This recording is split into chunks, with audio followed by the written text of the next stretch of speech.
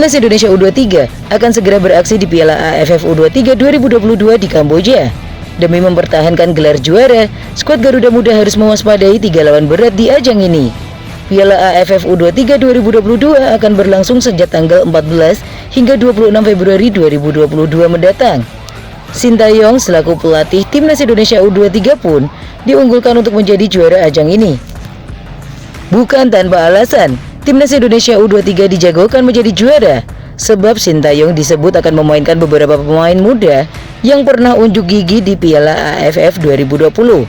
Meskipun punya status unggulan teratas, Timnas Indonesia U23 dan Sintayong tetap wajib waspada agar tidak tergelincir di babak grup maupun di babak selanjutnya. Sintayong dan Timnas Indonesia harus mewaspadai setidaknya 3 pesaing berat di Piala AFF U23 2022 di Kamboja nanti.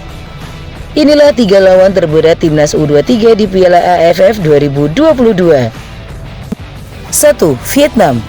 Meski tanpa kehadiran Park Hang-seo dan hanya memainkan pemain U21, Vietnam tetap wajib diwaspadai karena punya perkembangan paling apik dibandingkan negara Asia Tenggara lainnya. Vietnam sendiri memilih menurunkan pemain U21 demi mempersiapkan para pemainnya tersebut jelang SEA Games 2023. Dengan rataan pemain yang masih muda dan minim pengalaman, Vietnam bisa menjadi ganjalan bagi Timnas Indonesia U23. 2. Malaysia. Di fase grup, Timnas Indonesia U23 harus mewaspadai kebangkitan Malaysia bersama tim U23-nya. Apalagi Harimau Malaya Muda akan dipimpin oleh Brett Maloney.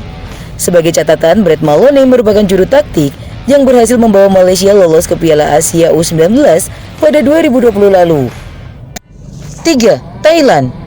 Selain Vietnam, Thailand menjadi negara kuat yang kerap menjadi batu sandungan bagi Timnas Indonesia baik senior dan kelompok umur.